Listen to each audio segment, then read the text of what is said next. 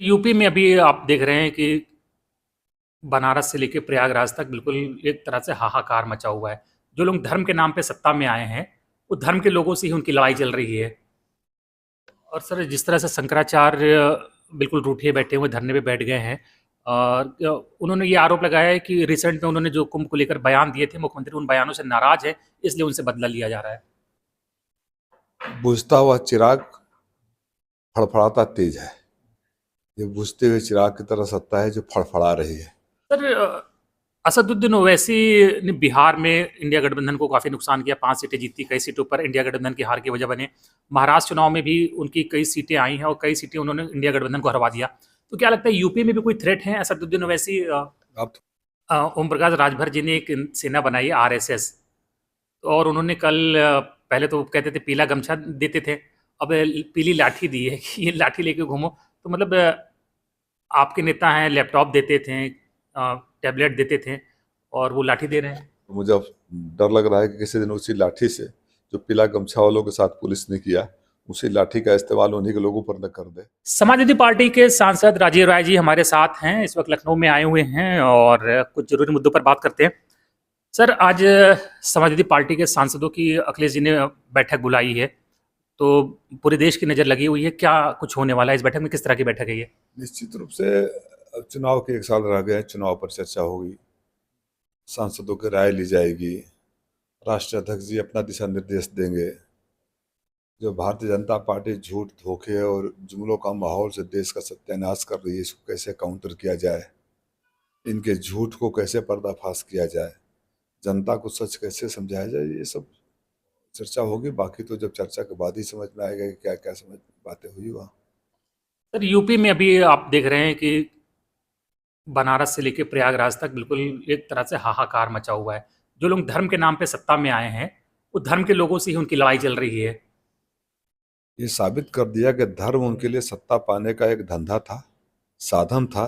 न इनको धर्म से लेना देना, न सनातन धर्म से लेना देना, न किसी व्यक्ति विशेष से लेना देना।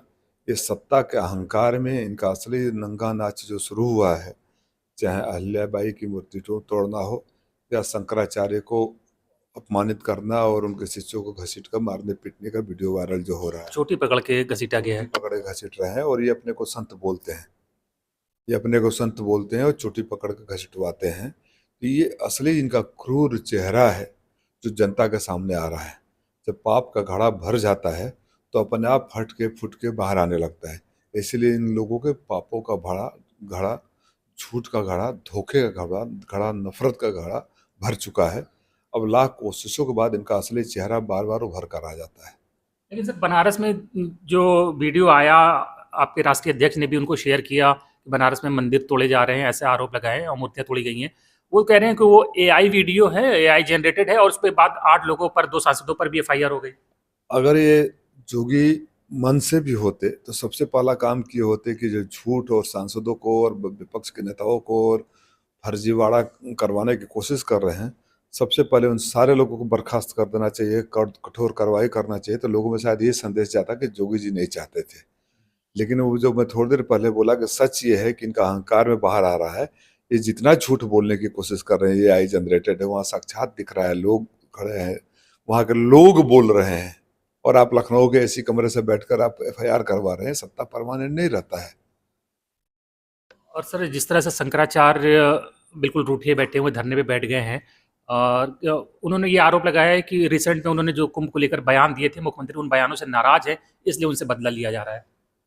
मुख्यमंत्री जी या भारतीय जनता पार्टी के संस्कार में अहंकार कूट कूट के भर गया है।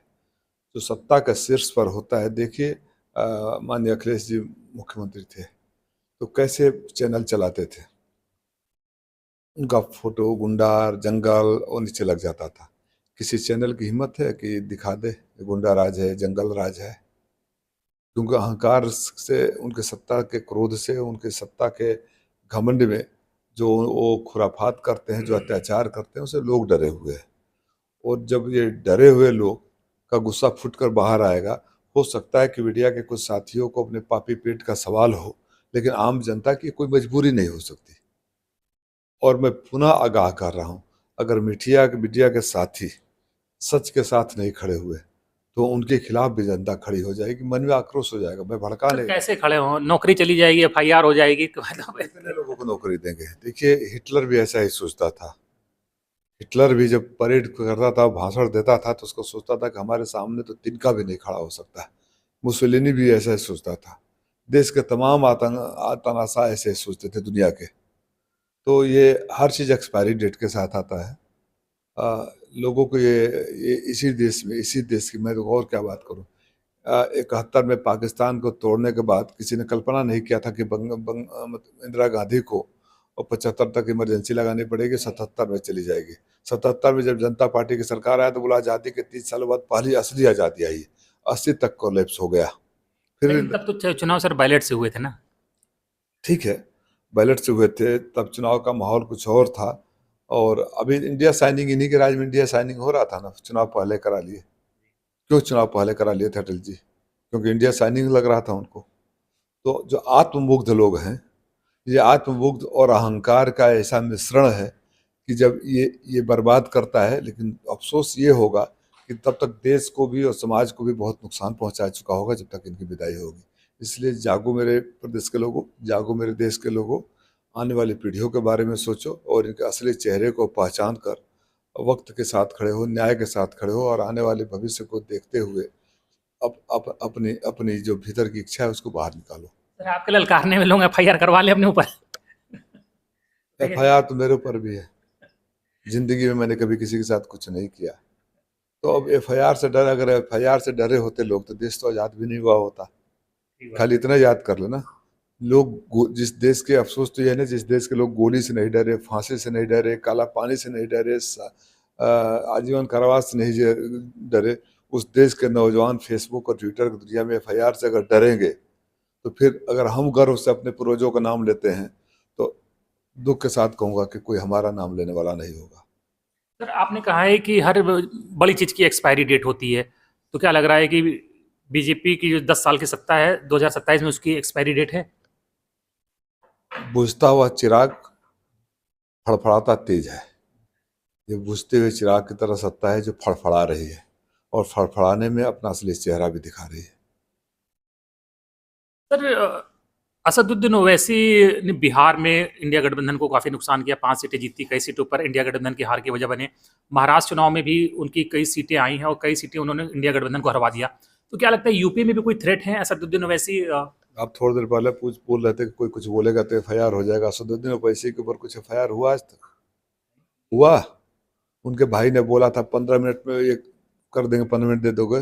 भाई आज भी उसी सदन में, विधानसभा में दहाड़ रहा है। कुछ हुआ? तो आप कहना चाहते हैं बी टीम है? ये ये ये उत्तर प्रदेश राजनीति की क्रांतिकारी धरती है। यहाँ के लोग बड़े समझदार हैं। मैं आप ही से पूछ रहा हूँ कि ये उनके ऊपर क्यों नहीं हुआ एफआईआर? यहाँ के लोग जानते हैं, जब जैसे अब तक खारिज करते आए हैं, इस बार भी खारिज कर देंगे। वही लोग पूछते हैं कि आजम खान के ऊपर 100 एफआईआर हो जाती हैं, ओवैसी भाइयों पर कोई नहीं होती है। भाई स्पॉन्सर्ड है ना, ये तो पाले पोसे लोग हैं, ये उनके लोग हैं। कैसे होगा? उनके नाम पे दुकान चलती है, एक दूसरे को करता है। तो बोलता हूँ ना कि कालिख लगा जाता था, दूसरा पूछ आता था, वो कालिख साफ करा लो, कालिख साफ करा लो, दोनों को मिली जुली भगत थी। सर ओम प्रकाश राजभर जी ने एक सेना बनाई आरएसएस, और उन्होंने कल पहले तो कहते थे पीला गमछा देते थे, अब पीली लाठी दी है कि ये लाठी लेके घूमो। तो मतलब आपके नेता हैं, लैपटॉप देते थे, टैबलेट देते थे, और वो लाठी दे रहे हैं। यही फर्क साफ है, देख ले लोग। और मुझे अब डर लग रहा है कि किसी दिन उसी लाठी से जो पीला गमछा वालों के साथ पुलिस ने किया, उसी लाठी का इस्तेमाल उन्हीं के लोगों पर न कर दे। उनके नौजवानों से भी कहना चाहता हूँ कि इस भ्रम में मत रहो। तो लाठी दे देंगे तो दरोगा बन जाओगे, जाकर दरोगाई दिखाने लगो, 2-4 केस हो जाएगा। ये तो अपने बच्चों को स्थापित करने के लिए प्रयास करते रहेंगे, तुम लोगों का भविष्य खराब हो जाएगा। उनसे बोलो कि लाठी ले लो और जिस विभाग के मंत्री हो उसी विभाग में 2-4-5 हज़ार नौकरी दे दो हम लोग को। पूछो उनसे कि कितने नौकरी राजभरों को नौकरी दी अपने विभाग में। तो एक बार तो सर वो पीला गमछा पहन के उनका एक कार्यकर्ता गया था, तो मिसबिहेव उसके साथ थाने में हो गया था, तो वो कह रहा था हमने फ़ोन लगाते रहे मंत्री जी को, मंत्री जी ने फ़ोन नहीं उठाया। तो लाठी से कोई कांड हो जाएगा तो फ़ोन उठाएंगे आपकी? कह देंगे मेरा कार्यकर्ता ही नहीं था। याद नहीं है आपको? हाँ, मुकर गए याद थे। नहीं, मुकर नहीं गए थे। अभी तो आपको आपको वीडियो वायरल हुआ तो मेरे पास लोग आए थे, मैंने मदद किया था। हाँ, मानने से इनकार कर दिया था अपना कार्यकर्ता। बताओ, मानने से इनकार कर दिया था। इनके सुपुत्रों को जनता मानने से इनकार कर देती है, ये अपने कार्यकर्ताओं को मानने से इनकार कर देते हैं। सर, आपके यहाँ एक उपचुनाव होना है सुधाकर सिंह की सीट्स खाली हुई है। क्या लग रहा है अभी क्या समीकरण देख रहे हैं, कब तक चुनाव होगा और क्या हुआ तो क्या आप लोग बचा पाएंगे अपनी सीट? उसमें भी तो सत्ता था, उपचुनाव हुआ था। उपचुनाव हुआ था, ऐतिहासिक जीत दर्ज हुआ, उससे भी बड़ी जीत दर्ज होगी। ये घोसी की जनता है, जो आपके सामने सांसद बोल रहा है, उसने भी इतिहास के सारे रिकॉर्ड तोड़े हैं। 1952 से लेकर आज तक उतने वोटों से कोई नहीं जीता था। घोसी के उपचुनाव भी कमोबेश वैसा ही होगा। सर, यूपी का चुनाव क्या लग रहा है? अब तो बहुत दूर है नहीं, अब तो बस 365 दिन से भी कम ही रह गए हैं। मेरी बातों पर ध्यान दिया करिए, मैंने थोड़ी देर पहले बोला था चिराग बुझने से पहले फड़फड़ाता तेज है। जी, जी। एक्सपायरी डेट आ गया है। जो ये बार बार अपना तांडव नचा रहे हैं, इनके अंदर की सत्ता जाने की, खिसकने की बेचैनी है, डर है, और इनके मन में इस बात का भय है कि जो आतंक इन्होंने फैला कर रखा था, जिस तरह से लोगों के ऊपर अत्याचार, जुल्म, पत्रकारों से लेकर आशा कर्मियों पर, आंगनबाड़ियों पर, एम्बुलेंस के ड्राइवरों के ऊपर, शिक्षा मित्रों के ऊपर, नौकरी मांगने वालों के ऊपर जिस तरह से इन्होंने अत्याचार कर रखा था, उस अत्याचार का बदला जरूर लेंगे।